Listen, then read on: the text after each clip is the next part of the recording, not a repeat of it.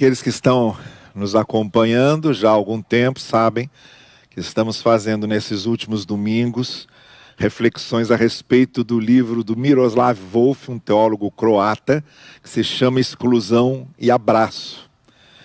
E temos feito reflexões a partir de alguns pontos dessa obra, e eu tenho aqui acrescentado a minha parte, né? Tenho saltado dessas plataformas, desses trampolins que no livro a gente lê, e procurado aprofundar aqui com vocês algumas coisas. É o que vamos fazer mais esta noite. Uma coisa que nós temos enfatizado é que quando falamos do Evangelho, quando falamos do abraço, nós estamos falando do Evangelho. Porque o Evangelho é esse convite ao acolhimento, à recepção. O Evangelho é essa chamada a estar sob a graça de Deus, sob a sua misericórdia. E nesse momento muito específico que nós vivemos, de tantas divisões, partidarismos, de tantas polarizações e radicalizações, as mais extremistas, é um momento adequado, não só para lermos aí o livro do Miroslav Volf, que inclusive está aqui, aí à sua disposição, caso você queira adquiri-lo para ler. Acho que é uma grande oportunidade que você tem para ler um grande livro, uma grande obra. E muito especialmente pensarmos nesse simbolismo do abraço que o Evangelho nos traz. E uma das coisas que ajuda a construir o abraço, a formarmos esse abraço, a nos desenvolvermos nesse abraço, é a maneira como nós nos comunicamos como pessoas, como nós nos comunicamos como seres gregários que somos. Nós queremos conviver, nós queremos estar perto, nós queremos participar, comungar, manter a comunhão, não é? Isso desde o núcleo familiar até as rodas mais diversas das quais participamos. Então nós nos abrimos para o simbolismo desse abraço, do que a graça faz através de nós, para que possamos conviver bem com as pessoas e para que nós sejamos um instrumento de graça para essas pessoas. E um elemento importantíssimo nisso é a maneira como nós nos comunicamos. O abraço é formado, o abraço é de maneira muito especial solidificado. Há uma substância especial no abraço a partir da questão da comunicação. Nós somos seres que não só nos comunicamos, mas nós temos a necessidade premente de nos comunicarmos. E não há abraço. Se não houver comunicação, não há sinceridade no abraço, se não houver uma boa comunicação, uma comunicação que aconteça, que se realize de forma fluida, saudável, sadia, madura, adulta, bem firmada, bem solidificada. Nós, na maioria das vezes, nos comunicamos muito mal, sabemos ouvir mal e falamos mal. Tanto é um problema de comunicação de emissão, quanto é um problema na comunicação de recepção. Nós emitimos mal e nós recebemos mal. E isso causa esses ruídos todos, essas dificuldades todas no nosso convívio. E é claro que a falta de uma boa comunicação, é claro que a falta de um bom entendimento, é claro que a falta de uma boa compreensão interrompe o abraço, prejudica o abraço, inviabiliza o abraço. Eu queria usar aqui 2 textos que são paradigmáticos nessa questão. E que, na verdade, são 2 textos paralelos. Um está no Antigo Testamento e o outro está no Novo Testamento. Então, um pertence ao tempo da pré-graça, da pré-revelação de Cristo, da pré-manifestação do Evangelho. Eu estou falando de Gênesis capítulo 11, onde se dá a narrativa da Torre de Babel, em que as pessoas se dispersaram, se dividiram, porque não conseguiam se comunicar. Falavam em línguas diferentes e não se comunicavam. O texto que faz uma compensação a Gênesis 11, que é uma contraposição a Gênesis 11, que é o outro lado da moeda de Gênesis 11, é Atos 2. No momento em que houve lá a festa de Pentecostes e o Espírito de Deus foi derramado sobre a igreja, começaram a se entender, apesar do fato de haver ali pessoas de todas as nacionalidades que era possível naquela grande festa judaica, com gente de várias partes do mundo passando ali, transitando por ali, com línguas diferentes e se comunicando, e se entendendo, e se compreendendo. E ali houve um grande impacto com isso. Então veja como é construída a palavra e como são colocadas essas duas coisas aqui, uma para compensar a outra. Em Gênesis 11, os homens, as pessoas, perdem a capacidade de se comunicar, porque estão falando em línguas que não entendem. Em Atos 2, eles conseguem se comunicar porque todo mundo está entendendo como se o outro estivesse falando na sua própria língua. É para isso que eu quero chamar a sua atenção, e eu vou fazer aqui algumas referências usando esses dois textos para mostrar que tipo de coisa nós podemos desenvolver na nossa vida pessoal, no nosso relacionamento interpessoal, na maneira como convivemos com as pessoas. Que coisas nós podemos desenvolver para facilitar o abraço, para facilitar o acolhimento, para facilitar o convívio com o diferente, que tem sido uma ênfase muito constante aqui na minha palavra aqui, nesta série que estamos fazendo. Precisamos aprender a conviver com o diferente, porque nós somos diferentes. E em vez de excluir o diferente, de eliminar o diferente, nós precisamos abraçá-lo e aprender a conviver com ele. Essa diferença acontece em todos os setores onde estamos. Mesmo dentro do núcleo familiar.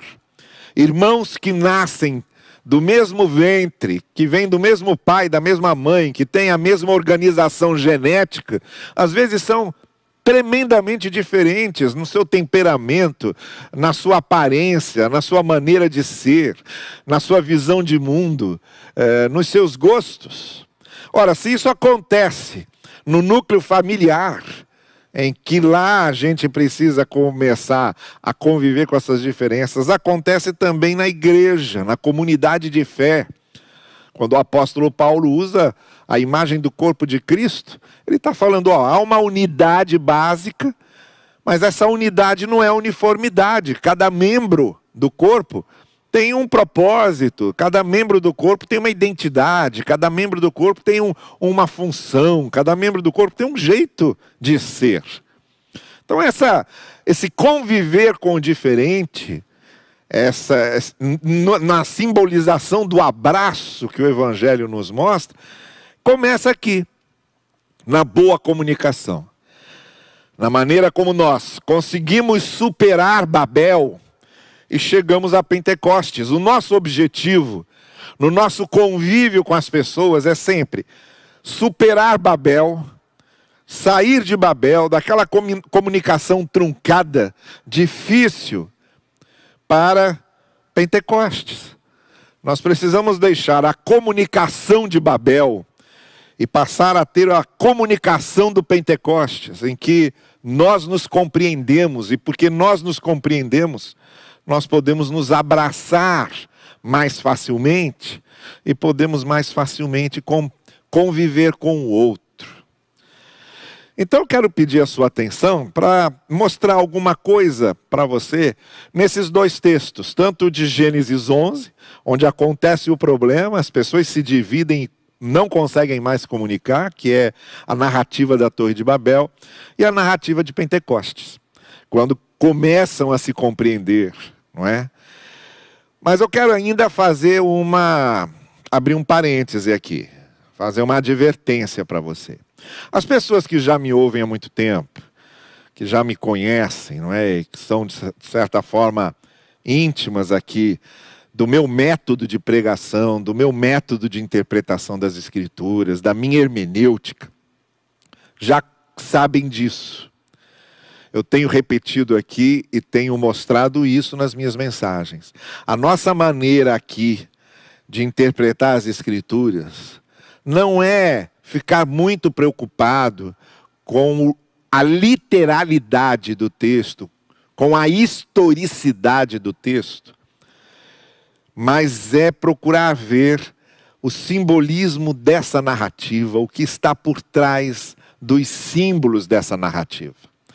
Eu estou chamando a sua atenção para isso porque, se a gente, por exemplo, olha Atos 2 e quer interpretar aquilo de uma forma mais literal, acaba numa situação como nós temos hoje, de muitas igrejas que colocam como fronteira de espiritualidade essa questão de falar em línguas. Então, se a gente fica preso só na letra, a gente faz isso, a gente cria uma doutrina em cima de algo que não foi escrito para se criar uma doutrina. O que está ali tem a ver com a nossa vida e tem a ver com o fluir da vida. Então, o que eu tenho dito e repito, a gente perde muito quando limitamos a nossa visão da Escritura a essas questões mais literais e querendo formar doutrinas a partir dessas questões literais. O que eu quero mostrar para você essa noite é que há uma possibilidade de interpretarmos Gênesis 11 e Atos 2, sem nos preocuparmos com isso, pegando não o literalismo desses textos, mas a literariedade desses textos, e que esses textos têm de literário, de simbólico e de transcendente. Porque o bom de vermos a Bíblia não como algo para ser interpretado literalmente, mas algo para ser interpretado literariamente, é que quando a gente vê essas narrativas, todas elas transcendem e têm a ver conosco, têm a ver com nossa vida, têm a ver com nossa humanidade, têm a ver com nossa relação com Deus. É isso que nós estamos buscando nesses dois textos. Tá bem? Então eu convido você a fazer essa caminhada comigo, sem essas preocupações dogmáticas, sem essas preocupações doutrinárias, sem entrarmos aqui naquelas discussões cansativas de se esse fenômeno de línguas é para hoje ou não, coisas que absolutamente não nos interessam, porque esses textos não foram escritos para isso. Esses textos foram escritos para falar de vida. E para nos ajudar justamente num momento como esse, em que estamos buscando princípios para melhor convivermos com as pessoas, princípios que fortaleçam a nossa disposição para o abraço.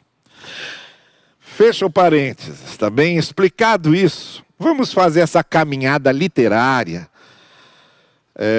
E vamos buscar nesses dois textos, que são construídos de forma tão bonita, né? Eles estão aqui colocados literariamente, de uma forma tão bonita, um fazendo oposição ao outro, sendo a compensação do outro, um completando o outro. Vamos ver o que a gente pode aprender com esses dois textos. Não é à toa que eles estão aí e que foram separados para fazer parte das Escrituras. Vamos começar com Gênesis 11, da Torre de Babel. A narrativa é simples. É mais uma narrativa de queda, isto é, de mais uma narrativa de como o homem se afastou de Deus. Você tem A narrativa do Jardim do Éden, que é uma narrativa de queda. Logo depois você tem outra narrativa de queda, que é Caim matando Abel. Logo depois você tem outra narrativa de queda, que é os filhos dos deuses se casando com as filhas dos homens, que mostra de novo o distanciamento do ser humano de Deus. Depois você tem outra narrativa de queda, que é quando após o dilúvio, começando uma terra nova, os filhos de Noé veem a nudez do pai e causam vergonha ao pai. De novo uma narrativa de queda. E agora a gente chega a uma nova narrativa de queda em Gênesis 11, em que os homens estão vivendo bem e de repente eles fazem uma coisa que quebra tudo. As pessoas estão se comunicando bem e de repente acontece alguma coisa que rompe tudo, que causa uma ruptura. É mais uma narrativa de queda. Essas narrativas de queda que estão nos 11 primeiros capítulos de Gênesis têm esse objetivo de mostrar como é que a gente escolheu nossos próprios caminhos e nos afastamos de Deus, do outro, do bom convívio, do bom relacionamento, da boa comunicação. E lá em Babel, em Gênesis 11, aconteceu o quê? 3 coisas aconteceram aqui para quebrar, para romper, para causar uma fissura, uma ruptura na comunicação das pessoas, para impedir o abraço, para dificultar o abraço.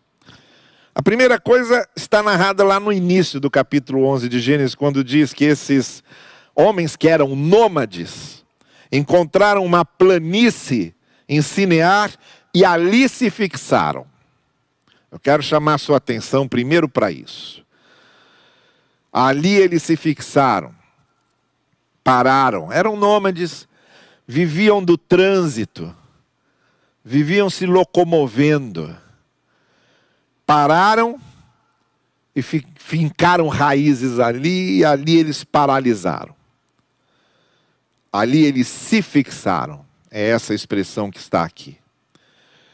E eu encontro aqui, simbolicamente, uma primeira grande dificuldade para nós nos comunicarmos bem. Quando nós deixamos de sermos seres que se deslocam, seres que se movimentam, seres que se desenvolvem, seres que evoluem, seres que crescem em conhecimento, seres que compreendem cada vez mais, ampliam cada vez mais sua visão, mas não, simplesmente se fixam, se tornam inflexíveis, param, paralisam, enraizam. Essa é a primeira coisa para a qual quero chamar a sua atenção, o que prejudica muito a nossa abertura para o outro, a nossa comunicação com o outro, é nos tornarmos inflexíveis, é nos tornarmos pessoas de coração rígido, endurecidos, sabe, enraizados.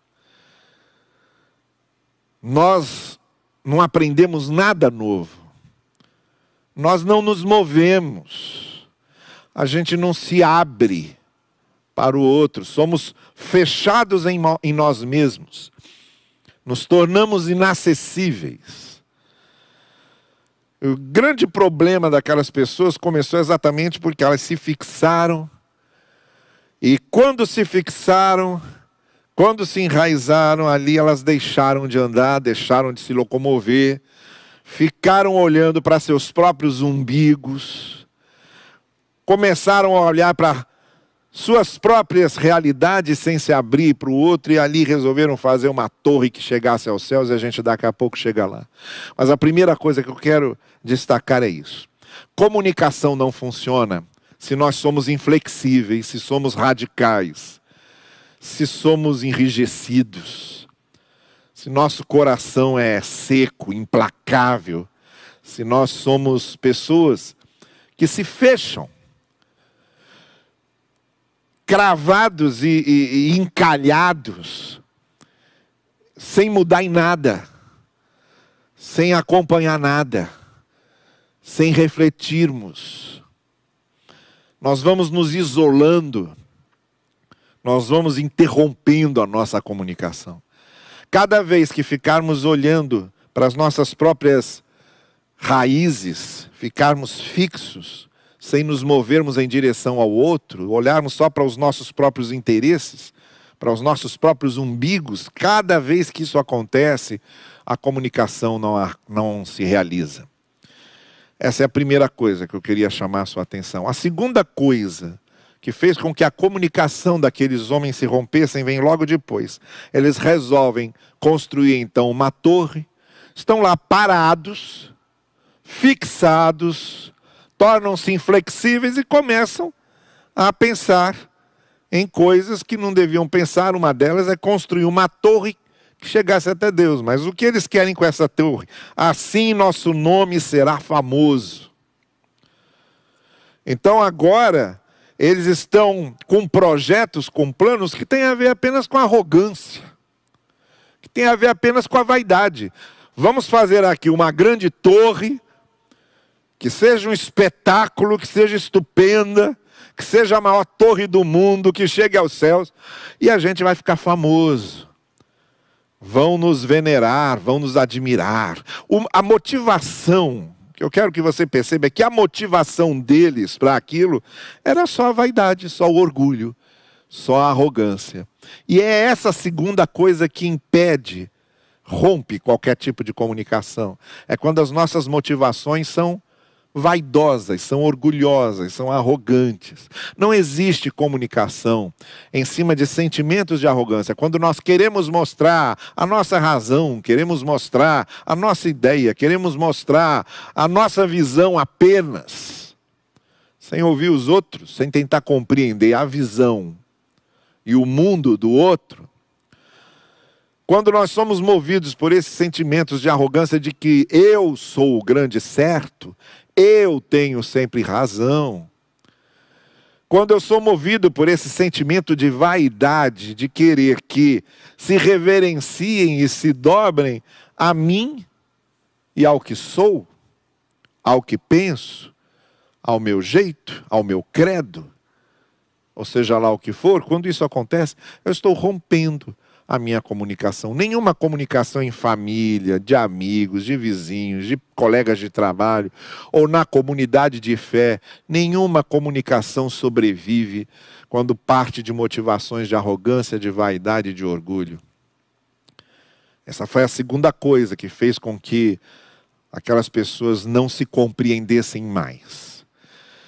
E a terceira coisa que fez com que elas não se compreendessem mais foi esse intento delas, né? Vamos fazer uma torre que alcance os céus.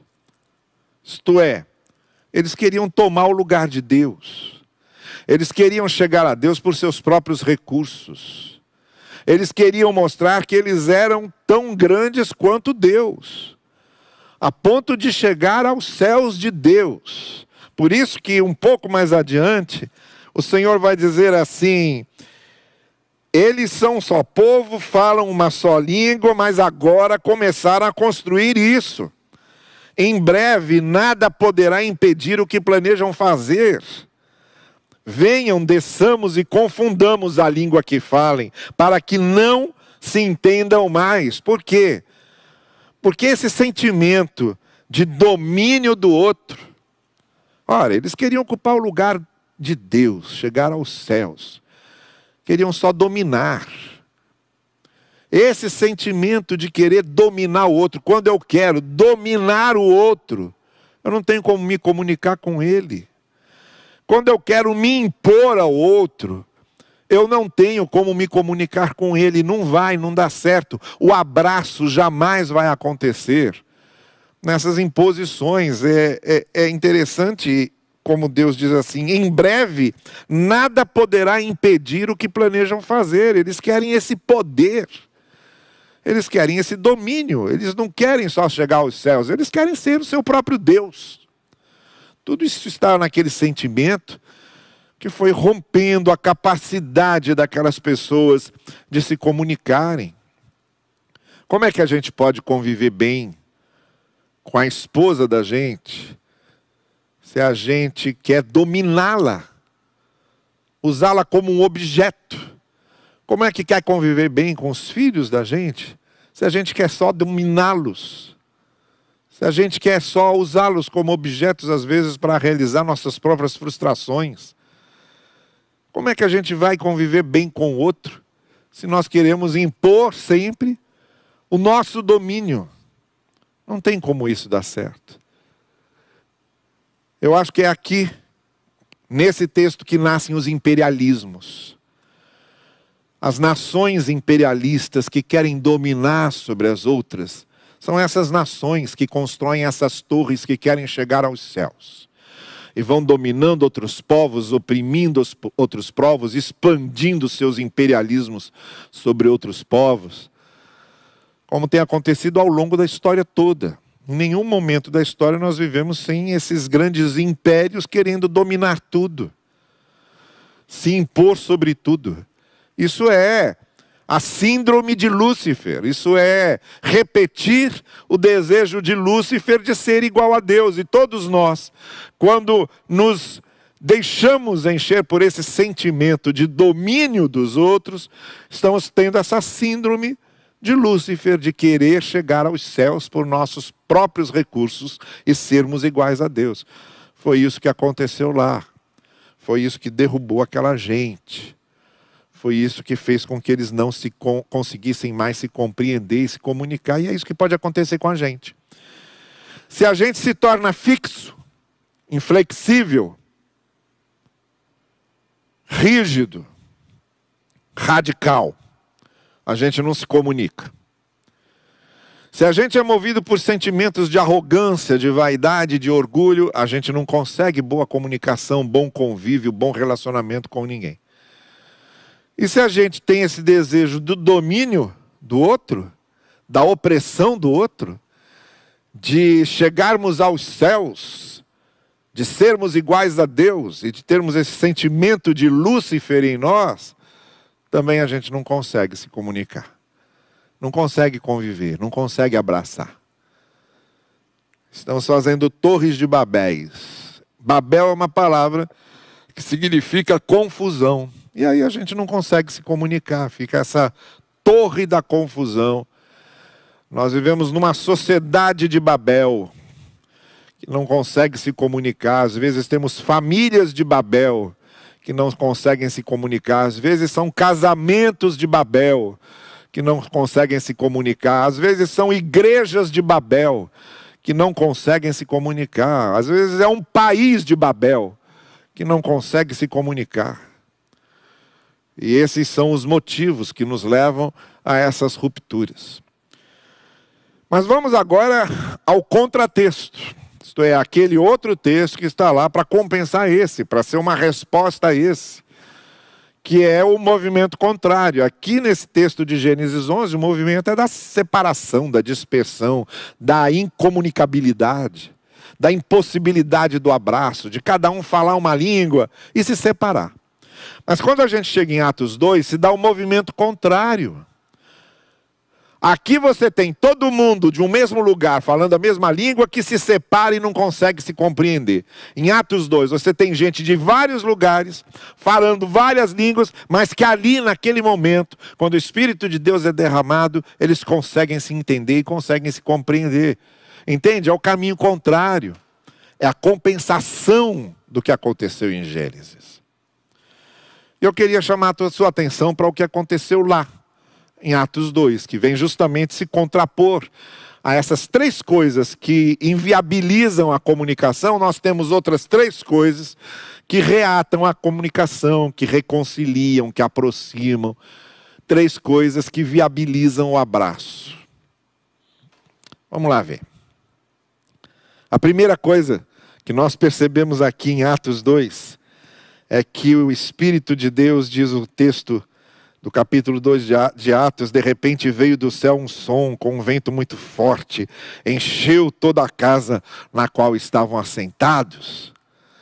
Em vez dos homens subirem a Deus para chegar aos céus, Deus é que desceu. O Espírito é que foi derramado, o Espírito é que veio. Isso já tinha acontecido com a vinda de Jesus, a encarnação. Nada mais foi do que isso, Deus vindo para resgatar o ser humano. O ser humano tentou subir, tentou ser igual a Deus no jardim do Éden. Ele quis ser igual a Deus. E Deus se fez igual ao homem, desceu até a humanidade, veio até nós para nos resgatar. E é a mesma coisa que a gente vê aqui em Atos 2. O Espírito de Deus desce sobre eles. Não é o ser humano que sobe construindo uma torre, é Deus pela sua graça que desce.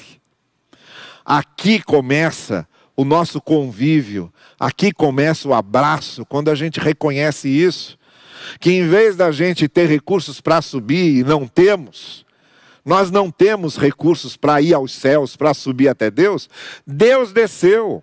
Deus é que veio a nós, o Espírito Santo foi derramado pela graça de Deus sobre a sua igreja, para que eles pudessem se entender, para que eles pudessem se compreender, para que se tornassem um corpo, para que se tornassem uma comunidade. É o efeito da graça. Deus abraçando a humanidade para se comunicar com ela e fazendo com que nós pudéssemos nos comunicar uns com os outros. Então todo convívio sadio, todo convívio saudável, todo abraço começa aqui no abraço de Deus. Sem esse abraço inicial de Deus, nós nos deixando abraçar por Deus, a gente não consegue abraçar ninguém. Nós só conseguimos abraçar o outro quando nós nos deixamos abraçar por Deus. E muito especialmente quando nos deixamos abraçar pelo Espírito de Deus que vem a nós e nos capacita para isso. Essa é a primeira coisa que aconteceu de diferente lá em Babel. Em Babel quiseram subir a Deus. Aqui em Atos 2, Deus é que desce até nós. Deus é que vem com a sua graça, com a sua misericórdia e nos abraça. A segunda coisa que acontece aqui é quando diz que todos, naquela hora, ficaram cheios do Espírito Santo. Então, foi outra coisa contrária do que aconteceu lá em Gênesis 11. Em Gênesis 11, se encheram de si mesmos. Era arrogância, era vaidade, era orgulho, era preconceito, era inflexibilidade, era rigidez de coração. Tudo isso ali. Aqui, agora, em vez de sermos cheios de nós mesmos, nós somos cheios do Espírito. Assim como lá em Babel, eles se dividiram porque se encheram de si, aqui eles começaram a se entender, começaram a se compreender e se uniram e se tornaram uma comunidade de fé, porque foram cheios do Espírito. Então essa segunda coisa que nos ajuda a nos comunicarmos bem é sermos cheios do Espírito. E ser cheio do Espírito não é sair por aí fazendo milagre, não. Ser cheio do Espírito não é ficar tendo visão de Deus. Ser cheio do Espírito não é ficar vendo anjo no céu. Ser cheio do Espírito não é ficar falando língua estranha. Ser cheio do Espírito é ter o fruto do Espírito em si. E o fruto do Espírito está lá em Gálatas, capítulo 5. É amor, é paz, é alegria, é amorosidade, é paciência, é longanimidade, é mansidão, é domínio próprio.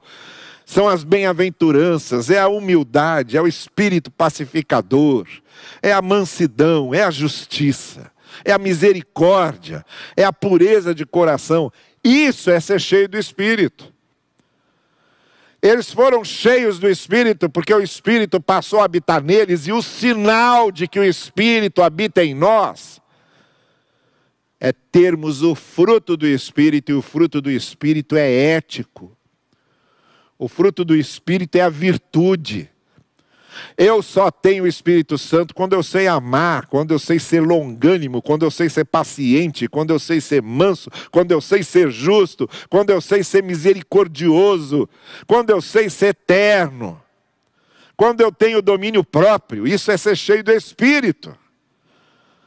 E é isso que facilita o abraço e a nossa comunicação. Por que as pessoas não entendem isso? Por que a ênfase toda é o mágico, é o prodigioso, é o aventuresco? Não. Ser cheio do Espírito é você ter essas virtudes que tornam você um caráter bom, que tornam você uma pessoa boa e que por isso tornam você capaz de conviver e de abraçar. Enquanto lá em Babel, eles eram cheios de si, aqui em Atos 2, eles estão cheios do Espírito. E ser cheio do Espírito é ser uma pessoa virtuosa, é ter as qualidades de Cristo.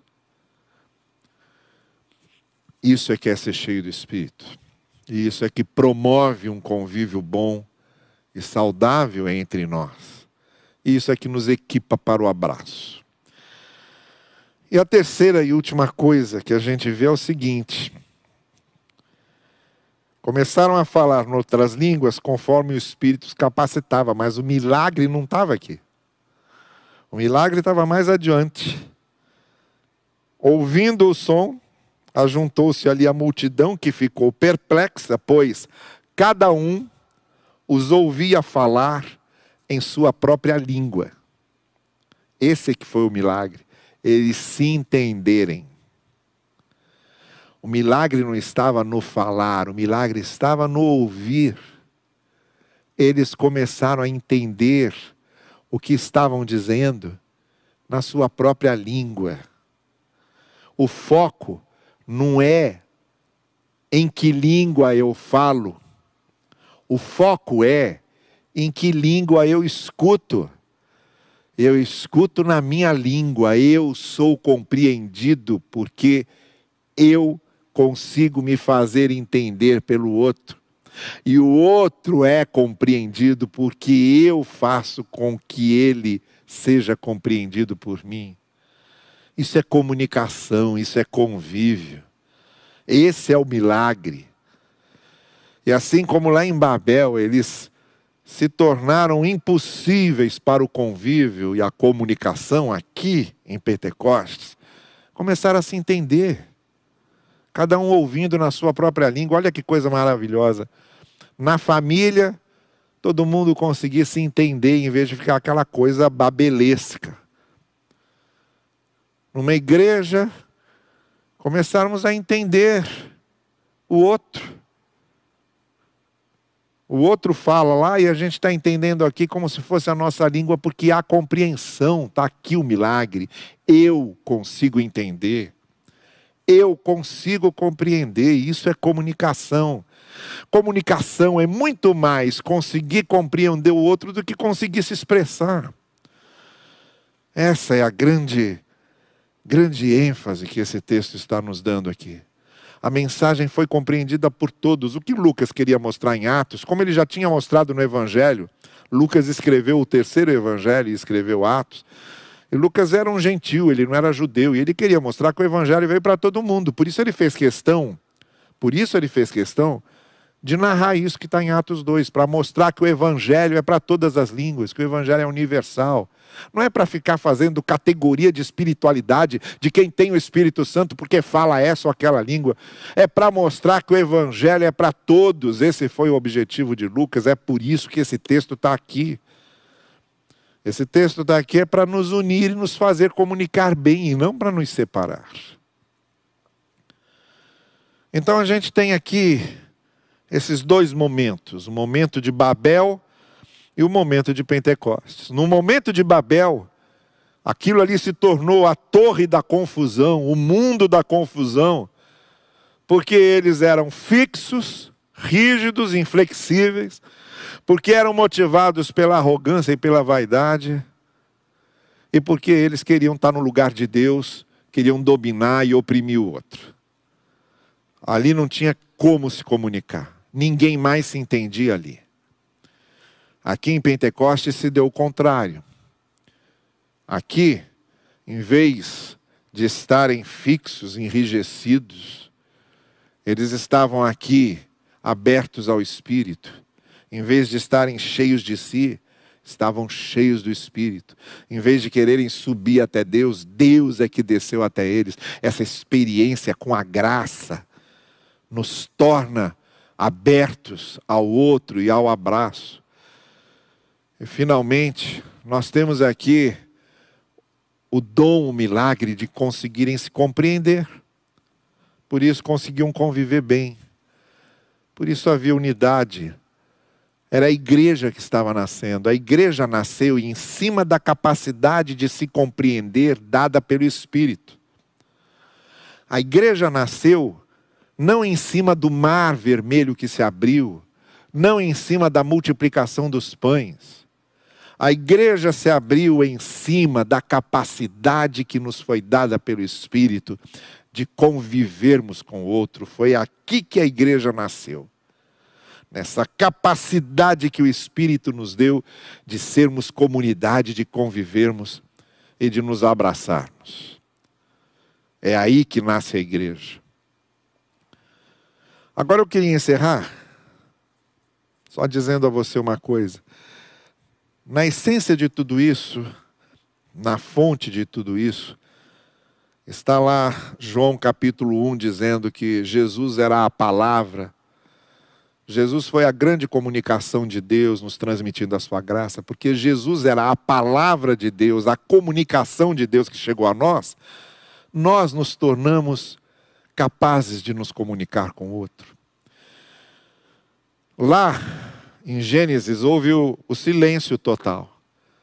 Havia um silêncio completo. Até que Deus falou: haja luz.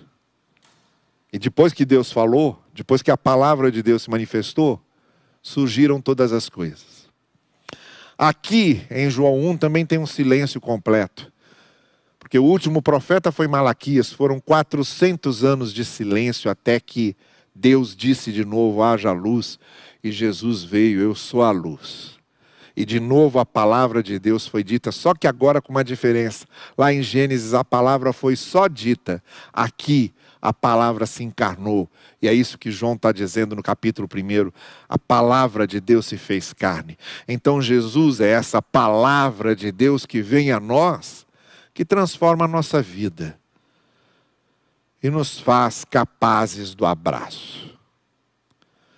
Quem é abraçado por Jesus, quem é abraçado pela palavra, quem é abraçado pela graça, se torna capaz de conviver, de abraçar. Deixe que essa graça abrace você, porque Jesus é essa palavra que se comunica conosco, que nos torna aptos ao abraço e à comunicação e ao convívio e à comunhão que só nos fazem bem. Pense nisso. Abra o seu coração para a palavra, para a graça que nos torna instrumentos para abençoar outros, para abraçarmos outros. Deixe que isso aconteça com você e que Deus assim nos abençoe. Nós vamos louvar a Deus mais uma vez. Daqui a pouquinho a gente volta para encerrar.